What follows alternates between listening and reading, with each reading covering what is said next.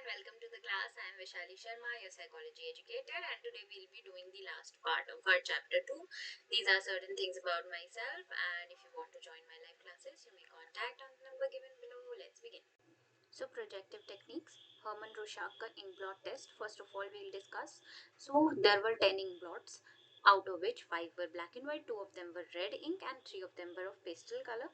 They were in symmetrical in size and they were made on the cardboard of 7x10 size. अब ये क्या होता था, जब हम एक ड्रॉप डाल देते थे and then we had to fold the paper and the fold when you will open the fold, it will be symmetrical and both the sides will have the equal half of that blot, like we have seen the bat blot, that was the first one.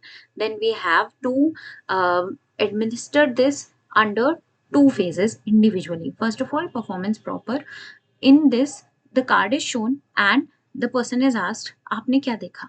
Then inquiry. The detailed report of the response is prepared by asking the subject कि आपने जो देखा वो कहाँ से देखा, कैसे देखा, and इसी तरीके के हम उनकी inquiry लेते हैं properly.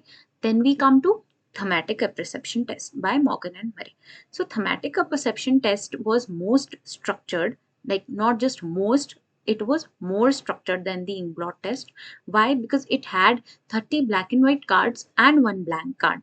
Each card depicted one or more people with a variety of situations. So in ink blot, the situation was very unstructured. But here in thematic perception test, there was the situation where people were also there. So each picture was like presented with a card and then the person, like some cards are used with males, some were with females, and some were with boys and girls. So there were different cards for different gender. ठीक है. Then we had like 20 cards. अगर हम देना चाहे lesser भी दे सकते थे with that one extra card that was the blank card in the end. Okay.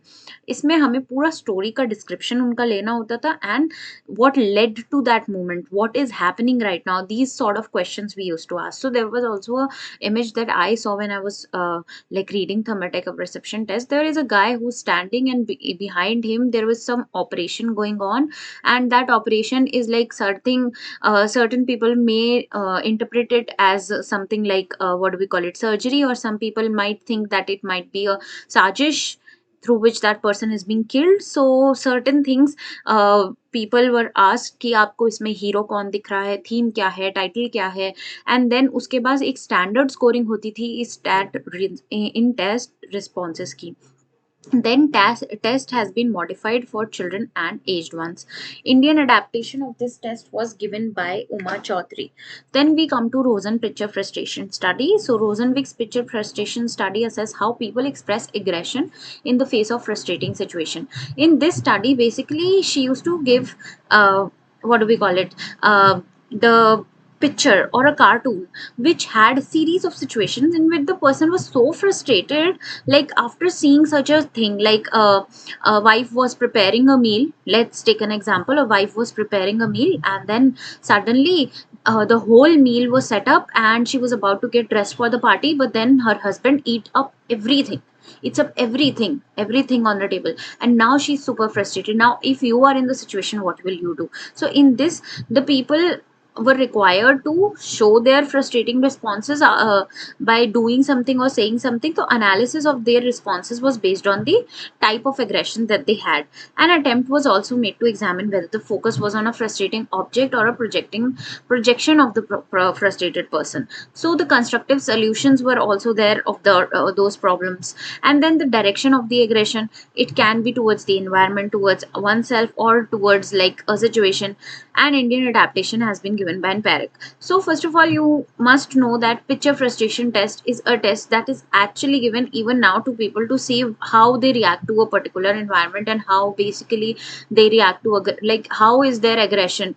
Is it towards environment, is it towards self, is it towards other person or an object? So if it is like towards themselves, so it's like immigration, they are showing like imaginative aggression. Then you have aggression that is like towards everybody in the environment, so it can be like outside aggression. So that is how it was there. Then we come to sentence completion test. The name suggests, as the name suggests, that this test had multiple incomplete sentences and starting part is presented with the ending, and it should be provided by the subject. So subject reflected their attitudes and motivation and conflict. For example, my father dash, my mother dash, I love dash. So these dash has to be filled by the person. Then we come to draw a person test. It was a very simple test, but the subject was required to actually draw a person on a sheet of a paper. So this test was basically a pencil eraser test. Like, you will do obviously making the drawing, and if you do make some errors, you will erase, and all of that was allowed.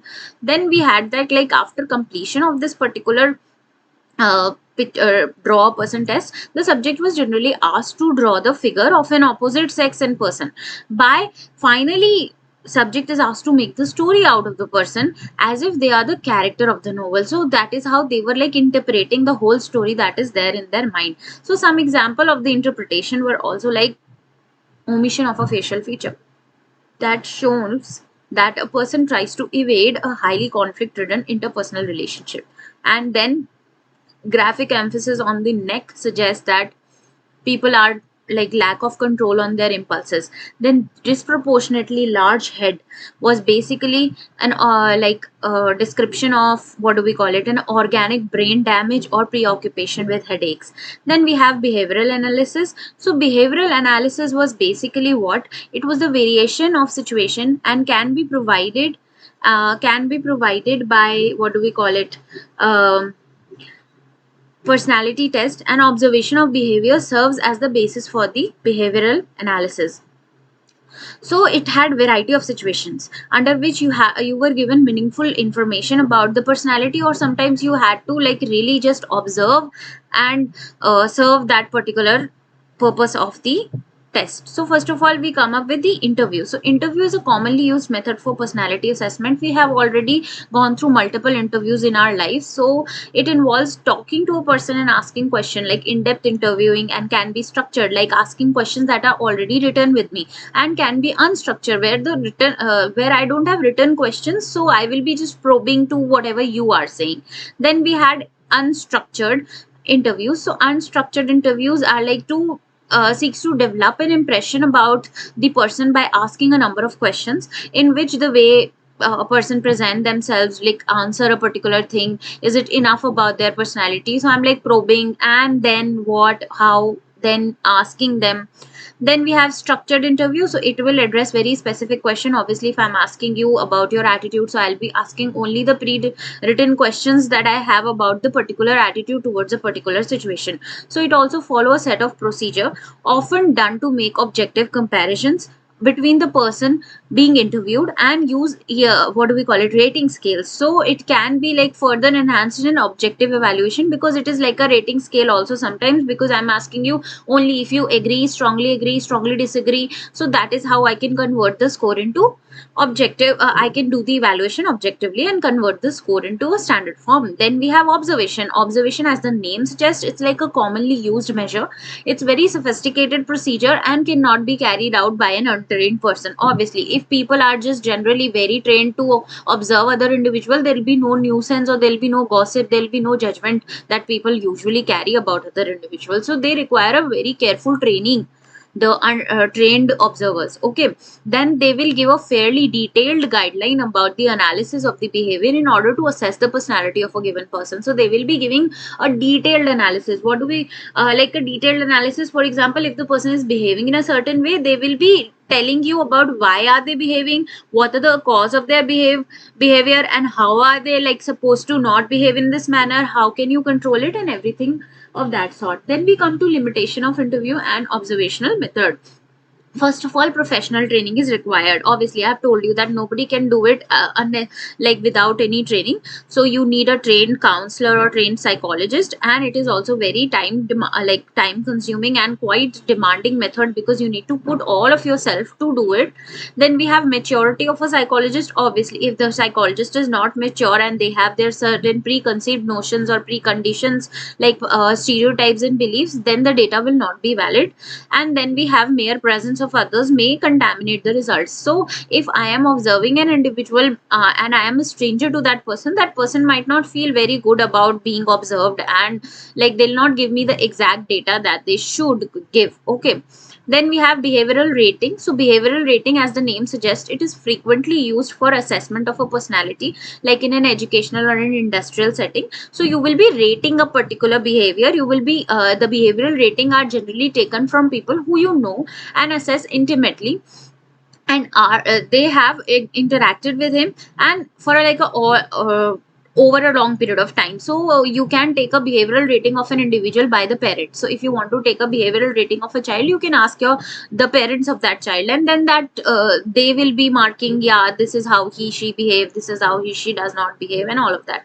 Then the individuals into certain category in terms of their behavioral categories, and they include various terms in this. Okay, so we have, in order to use these rating effectively, the trait should be clearly defined in terms of carefully stated behavioral anchors. So we should have clearly written traits. So is the person outgoing? Rather than writing extrovert and very like vague terms, I should be like clear with my question, which is stating clearly, is this person who is this a person who likes to go to a party? Is this a person who like to meet people? Is this a person who would like to like go interact with them and be in a social surrounding and enjoy being in a social surrounding? So all of that, like clear cut questions, so that the normal person can also answer them properly. Then we have certain limitation of this also. So first of all, halo effect. It is like thinking, if you have one positive quality, then we are assessing the whole information based on that particular positive quality only, and we are just assessing the whole individual. For example, if you have seen some Hitler sort of a person being very kind to their own pet, we will think that they are kind to every and other individual in their whole life, but it cannot be like very true in all the circumstances. Then we have middle category bias. So in this, we always put a middle mark. Like for example, we have 5 rating scale, so we'll always mark only 3. We are not going on the right side or the left side. We're not taking extreme positions when we are rating. Then we have extreme position bias. So in extreme response bias, we put the extreme position. So we will either put all plus plus plus, yeah, my child is good, my child does a great job and everything. Otherwise, or I will only and only be writing all the negative points about that person. Then we have nomination. So nomination is basically obtained by a peer assessment and can be used with the person who have been in a long interaction with the what do we call it, with each other, and each person is asked to choose one or the more person of the group whom she or he would like to work or study with, and a person may be asked to specify the reason for their choice. Okay, and nominations received may be analyzed and understand the person's ability, behavioral qualities of the person, and highly dependable. It's a highly dependable technique, because although it may be affected by a personal bias, but here the person will tell you that this is the person they will prefer. Okay, then we have the last test, situational test. So it requires variety of situations, and it has been devised for assessment of personality. It is also known as, most commonly known as, situation stress test. Okay, it is different than the picture frustration test because it provides us with the information how a person will behave in a stressful situation rather than a frustrating situation. Okay, so this test requires a person to perform a given test with other persons who are in the like instructed to be non-cooperative and interfering. Okay, so these persons were like very normally sitting, and now they're being like non-cooperative to you. They're interfering in all your businesses, so you will be in under stress that you like these people are kind of told to do this role playing, and you are also in this situation asked to do. How are you going to play the role? How are you going to react? So these person are instructed to play a role for which they are being observed. And verbal report is actually, what do we call it, verbal report is obtained from the person who has been like asked to do a particular thing, and it can be in a realistic situation or can be created through a video play. So you can actually make the person see a video in which the people are very like nosy, and they're very interfering, and they're not understanding, they're not cooperative. Or you can go and create an environment in which the people are not being very cooperative or very nosy or interfering, so that you can know how the person behave in a particular stressful situation. With that, we are done with the chapter 2, self and personality. Thank you.